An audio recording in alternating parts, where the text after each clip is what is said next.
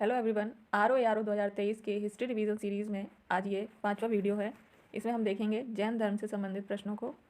तो चलिए वीडियो शुरू करते हैं। जैन धर्म के संस्थापक हैं तो ये हैं ऋषभदेव। जैन धर्म के 24 तीर्थंकरों में से ये पहले तीर्थंकर हैं। जैन धर्म के प्रथम तीर्थंकर कौन हैं? तो वो हैं ऋषभदेव। जैन तीर्थंकर पार्श्वनाथ निम्नलिखित में से मुख्यतः किससे संबंधित थे? तो वह थे वाराणसी से। जैन तीर्थंकर पार्श्वनाथ वाराणसी के राजा अश्वसेन के पुत्र थे। राजा अश्वसेन।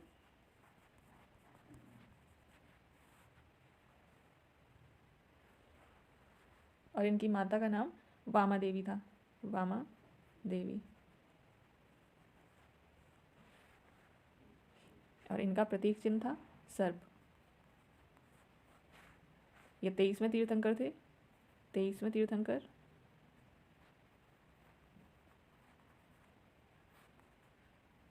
और इन्हें सम्मेद शिखर पर ज्ञान प्राप्त हुआ था। सम्मेद शिखर पर।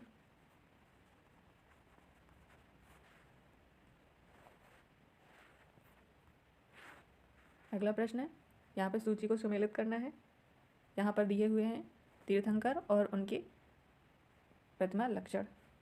किस उनका निशान कौन सा था, किससे डिनोट किया जाता है उनको, यह बताना है।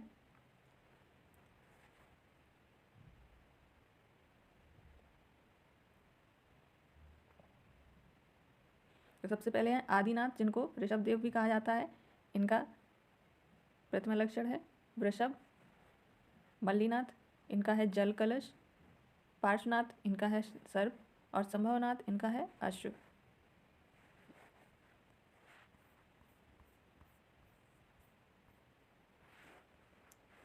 सूची 1 को सूची 2 से सुमेलित करना है। पार्श्वनाथ का है सर्प, आदिनाथ का है वृषभ, महावीर का है सिंह और शांतिनाथ का है हिरण।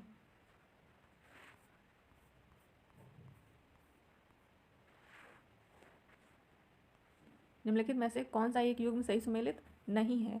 तो यहाँ दिए हैं तीर्थंकर और उनके निर्वाण स्थल। तो ऋषभनाथ, इनका अस्तपाद पर स्थान पर ही हुआ था इनका निर्वाण, ये सही है।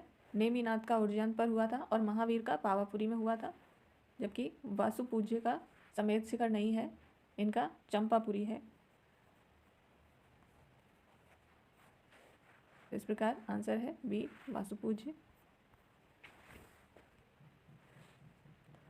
2 सूचियां दी गई हैं, एक जगह है स्थल और दूसरे में है संबंधित तीर्थंकर। श्रावस्ती से संबंधित हैं संभवनाथ, काकंदी से संबंधित हैं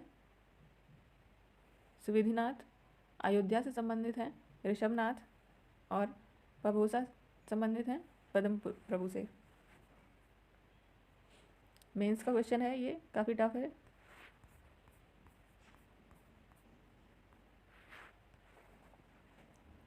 यहाँ पर तीर्थंकरों को उनके कालानुक्रम के अनुसार व्यवस्थित करना है। तो यह क्वेश्चन भी मेंस का है, काफ़ी टफ क्वेश्चन है। ऐसे क्वेश्चंस को कर पाना का आसान नहीं होता। तो सबसे पहले आएंगे अभिनंदन, उसके बाद आएंगे पद्म प्रभु 1 2, फिर उसके बाद विमलनाथ 3 और उसके बाद मुनि सुब्रतनाथ 4। तो इस प्रकार ऑप्शन ए सही होता है। 24 तीर्थंकरों को याद रख पाना एक बहुत ही मुश्किल काम है। कभी कभी ऐसे क्वेश्चन, टफ क्वेश्चन भी आ जाते हैं। महावीर स्वामी का जन्म कहाँ हुआ था? तो वह हुआ था कुंडग्राम में, वैशाली के पास जगह है ये। कुंडलपुर स्थान है तो वह है महावीर स्वामी का जन्म स्थान। जैन धर्म के प्रवर्तक महावीर जी का मोक्ष स्थान कहाँ स्थित है? तो वह है पावापुरी। यह मल्लों की राजधानी है, मल्लगढ़ राज्य की 2 राजधानियाँ थीं, एक पावापुरी और दूसरी कुशीनगर। यहाँ पर भगवान बुद्ध को महापरिनिर्वाण प्राप्त हुआ है और पावापुरी में महावीर स्वामी को। महावीर जैन की मृत्यु निम्नलिखित में से किस नगर में हुई है? तो वो हुई है पावापुरी में। तीर्थंकर शब्द संबंधित है तो वह है जैन धर्म से संबंधित। जैन तीर्थंकरों का के क्रम में अंतिम कौन थे? तो अंतिम थे महावीर स्वामी। निम्नलिखित में से कौन एक जैन तीर्थंकर नहीं है? तो चंद्रप्रभु है, नेमी है, संभव है, नाथ मुनि नहीं होंगे। प्रभासगिरी जिनका तीर्थ स्थल है वह है जैन, जैन से संबंधित है प्रभासगिरी, यह कौशाम्बी में स्थित है। जैन धर्म में पूर्ण ज्ञान के लिए क्या शब्द है? तो वह है कैवल्य। पूर्ण ज्ञान की अवस्था को कैवल्य कहा गया है। महावीर स्वामी किस नदी के तट पर ज्ञानोदय प्राप्त हुआ है महावीर स्वामी को? तो इनको हुआ है ऋजुपालिका नदी, पावापुरी में इनकी मृत्यु हुई है, जबकि इनको ज्ञान प्राप्त हुआ है ऋजुपालिका। तो आप इस पा को याद रखेंगे। त्रिरत्न सिद्धांत सम्यक धारण, सम्यक चरित्र, सम्यक ज्ञान, यानी सम्यक धारण को सम्यक दर्शन भी कहा जाता है। यह किससे संबंधित है? तो यह है जैन धर्म से संबंधित। त्रिरत्न या तीन रत्न जैसे सटीक ज्ञान यानी सम्यक धारण या सम्यक ज्ञान, सम्यक दर्शन, सच्ची आस्था और सटीक क्रिया किससे संबंधित है? तो यह है जैन धर्म से। सरल भाषा में पूछा गया है ये क्वेश्चन। कौन सा दर्शन त्रिरत्न को मानता है? तो इसका आंसर नहीं दिया गया है, क्योंकि बौद्ध धर्म में भी त्रिरत्न होते हैं और जैन धर्म में भी त्रिरत्न होते हैं। बौद्ध धर्म के त्रिरत्न हैं बुद्ध, धम्म और संघ, जबकि जैन धर्म में त्रिरत्न है सम्यक आचरण, सम्यक ज्ञान और सम्यक दर्शन।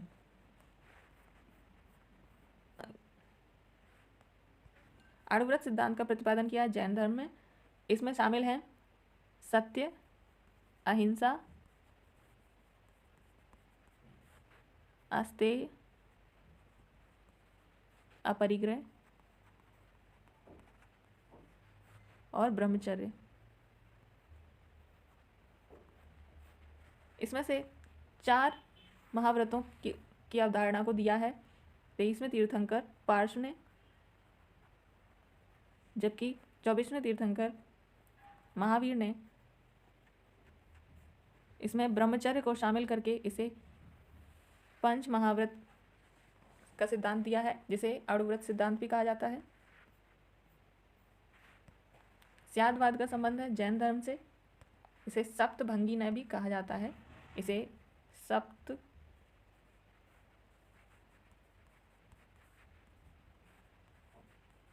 सप्तभंगी ने भी कहा जाता है। स्यादवाद संबंधित है जैन धर्म से। अगला प्रश्न, निम्नलिखित में से कौन कौन से सिद्धांत जैन धर्म से संबंधित हैं? तो वह है अनेकांतवाद और स्यादवाद, जबकि शून्यवाद बौद्ध धर्म का एक संप्रदाय है जो जिससे नागार्जुन संबंधित है, और सर्वस्तिवाद भी बौद्ध धर्म से संबंधित है।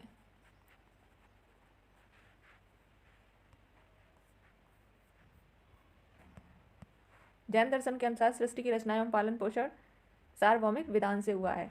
जैन दर्शन यह नहीं मानता कि सृष्टि की रचना या प्रलय जैसे सिद्धांत होते हैं। जैन दर्शन सृष्टि को शाश्वत मानता है और अनश्वर मानता है। अनेकवाद निम्नलिखित में से किसका क्रोध सिद्धांत है?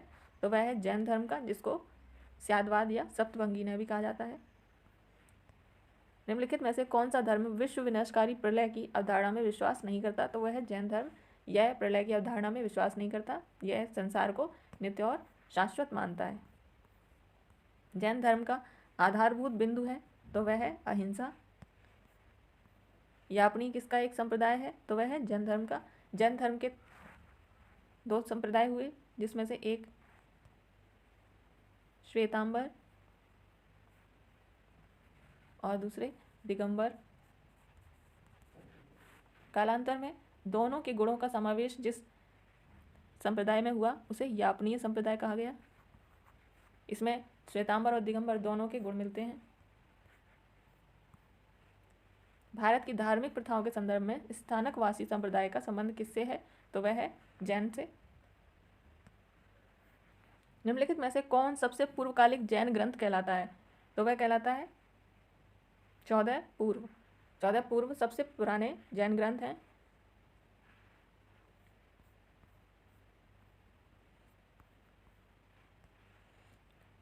14 पूर्व सबसे पुराने जैन ग्रंथ हैं जो कि अब उपलब्ध नहीं है और इनके स्थान पर अब 12 अंगों, जिनका स्थान बाद में 12 अंगों ने ले लिया। प्रारंभिक जैन साहित्य निम्नलिखित में से किस भाषा में लिखे गए हैं?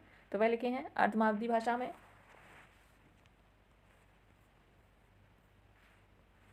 निम्नलिखित में से कौन सा स्थल पार्श्वनाथ से संबद्ध होने के कारण जैन सिद्ध क्षेत्र माना जाता है? तो वह माना जाता है समेत शिखर। यहाँ पर इनको ज्ञान की प्राप्ति हुई थी। निम्नलिखित में से कौन सा आरंभिक जैन साहित्य का भाग नहीं है? तो वह है थेरी गाथा। यह बौद्ध साहित्य का भाग है, जबकि अचरांग सूत्र, सूत्र कृतांग और बृहत्कल्प सूत्र ये जैन साहित्य से संबंधित हैं।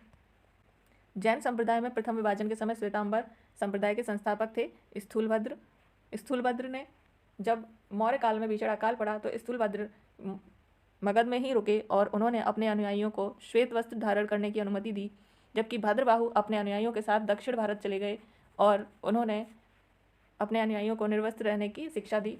और अकाल की समाप्ति के बाद जब भद्रबाहु वापस मगध आए तो स्थूलभद्र और भद्रबाहु में नियमों को लेकर, जैन नियमों को लेकर विवाद हुआ, जिसके चलते दोनों संप्रदाय अलग अलग हो गए। और प्रथम विभाजन के समय श्वेतांबर संप्रदाय के संस्थापक स्थूलभद्र बने, जबकि दिगंबर के संस्थापक भद्रबाहु बने।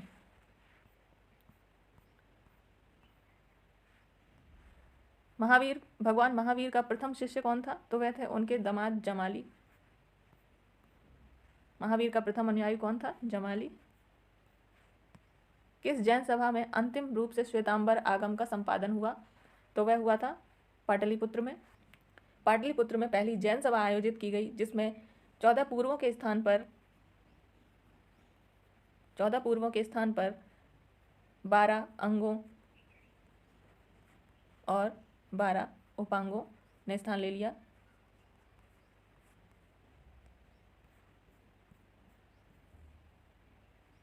निम्नलिखित में से किस स्थान पर प्रथम जैन परिषद का आयोजन हुआ है? तो वह हुआ है पाटलिपुत्र में। जैन साहित्य से संबंधित निम्नलिखित कथनों को पढ़िए तथा सटीक विकल्प को चुनिए। श्वेतांबर धर्मसूत्र में 12 अंग शामिल हैं। श्वेतांबर परंपरा के अनुसार इन अंगों का संकलन वल्लभी में आयोजित एक धर्मसभा में किया गया था। तो ये कथन गलत हो जाता है, क्योंकि वल्लभी में नहीं, ये पाटलिपुत्र में हुआ था। पाटलिपुत्र में हुआ था। तो इस प्रकार आंसर सही होता है, 1 सही और कथन 2 गलत। निम्नलिखित कथनों पर विचार कीजिए। वर्धमान महावीर की माता लिच्छवी के मुख्य चेटक की पुत्री थी। यह गलत हो जाता है, क्योंकि महावीर की माता त्रिशला लिच्छवी प्रमुख चेटक की पुत्री नहीं बल्कि बहन थी, और इनकी पुत्री चेलना का विवाह बिंबिसार, मगध नरेश बिंबिसार के साथ हुआ था। दूसरा, गौतम बुद्ध की माता कोलीय राजवंश की राजकुमारी थी। यह बिल्कुल सही है। 23वें तीर्थंकर पार्श्वनाथ बनारस से थे। यह भी सही है। तो कथन 2 और 3 सही हैं। प्राचीन जैन धर्म के संबंध में निम्नलिखित कथनों में से कौन सा एक सही है? तो स्थूलभद्र के नेतृत्व में दक्षिण भारत में जैन धर्म का प्रचार हुआ। स्थूलभद्र नहीं बल्कि भद्रबाहु के नेतृत्व में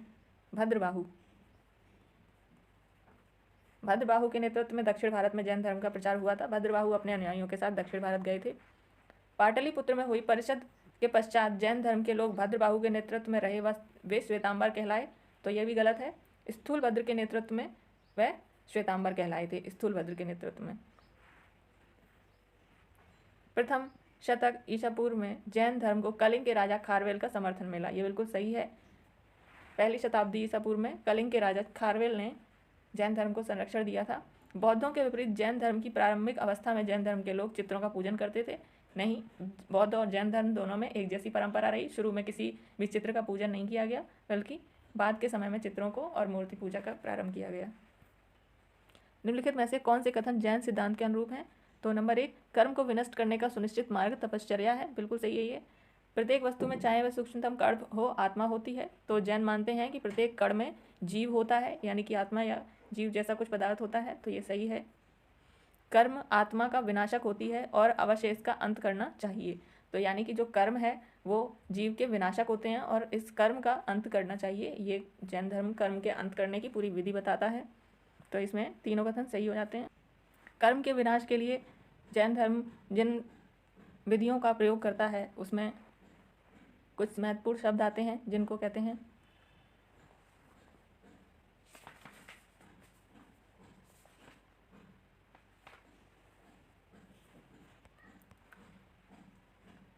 कर्म के विनाश के संदर्भ में जिस विधि का प्रयोग जैन धर्म में किया जाता है उसमें कुछ महत्वपूर्ण शब्दों को लिया गया है। ये शब्द किस धर्म से संबंधित हैं, ऐसा प्रश्न में आ सकता है। तो ये शब्द हैं आश्रव, आश्रव, संवर,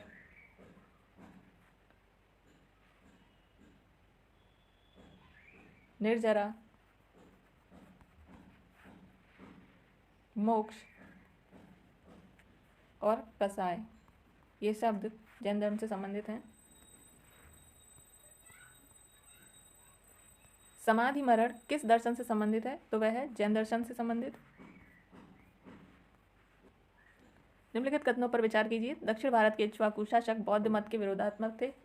इक्ष्वाकु शासक वैदिक मत के समर्थक थे, परंतु उनकी रानियां बौद्ध मत की समर्थक थीं और कई रानियों ने बौद्ध मत का समर्थन किया है, इसलिए ये कथन गलत हो जाता है। पूर्वी भारत के पाल शासक बौद्ध मत के समर्थक थे, तो ये बिल्कुल सही है। पाल शासकों ने बौद्ध धर्म को संरक्षण दिया था, तो केवल 2 सही होता है। आजीवक संप्रदाय के संस्थापक थे, वह थे मक्खली गोशाल। आजीवक संप्रदाय को नियतवादी संप्रदाय भी कहा जाता है या भाग्यवादी भी कहा जाता है। निम्नलिखित में से किसने प्रतिपादित किया कि भाग्य ही सब कुछ निर्धारित करता है, मनुष्य असमर्थ होता है? तो वह किया है आजीवकों ने। आजीवक भाग्यवादी हैं या नियतिवादी हैं। वह सब कुछ पहले से निर्धारित मानते हैं, मनुष्य के हाथ में कुछ नहीं है, सब कुछ पूर्व निर्धारित है, ऐसा मानते हैं आजीवक। संप्रदाय जो नियति की अटलता में विश्वास करता है वह है आजीवक संप्रदाय। यहाँ पर संप्रदाय आचार्य और उन्होंने किस सिद्धांत का प्रतिपादन किया है, मिलान करना है। तो लकुली संबंधित हैं पाशुपत से और नागार्जुन ने दिया है शून्यवाद। भद्रबाहु जैन जिन्होंने दिगंबर जैन संप्रदाय के संस्थापक हैं और गोशाल यानी कि मक्खली गोशाल आजीवक संप्रदाय के। बराबर की गुफाओं का उपयोग किसने आश्रय गृह के रूप में किया? आजीवकों ने। सम्राट अशोक और उनके पौत्र दशरथ के द्वारा कुछ गुफाओं का दान किया गया जो आजीवकों को दी गई। उत्तर प्रदेश में बौद्ध एवं जैनियों के दोनों की प्रसिद्ध तीर्थस्थली है, तो वह है कौशाम्बी। कौशाम्बी के विषय में मिलता है कि जब हस्तिनापुर के राजा निचक्षु ने जब हस्तिनापुर गंगा की बाढ़ में बह गया तो निचक्षु ने कौशाम्बी में अपना राज्य स्थापित किया और महात्मा बुद्ध ने यहाँ पर अपने धर्म का प्रचार किया और काफ़ी अनुयायियों को यहाँ पर बौद्ध धर्म में दीक्षित किया। यहाँ पर एक घोषिताराम विहार भी है जो कि घोषित नाम के एक श्रेष्ठ यानी कि सेठ ने दान किया था। इसके अलावा यहाँ 6वें तीर्थंकर पद्म प्रभु का प्रसिद्ध मंदिर प्रभासगिरी भी है। तो यहाँ पर पद्म प्रभु जो कि 6वें तीर्थंकर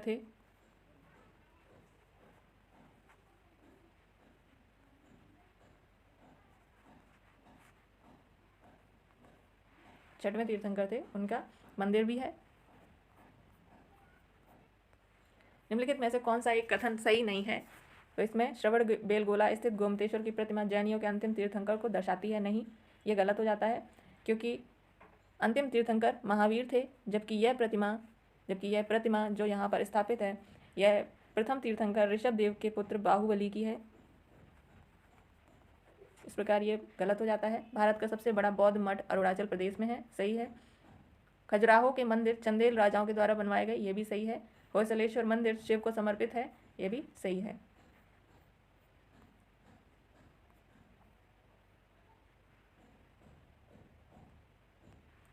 खजुराहो के मंदिर चंदेल राजाओं के द्वारा बनवाए गए हैं और होयसलेश्वर मंदिर शिव को समर्पित है।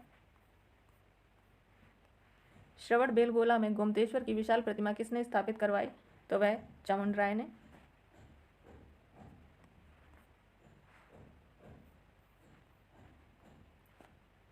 महान धार्मिक घटना महामस्तकाभिषेक निम्नलिखित में से किससे संबंधित है और किसके लिए की जाती है? तो वह है बाहुबली, जो कि प्रथम जैन तीर्थंकर ऋषभदेव के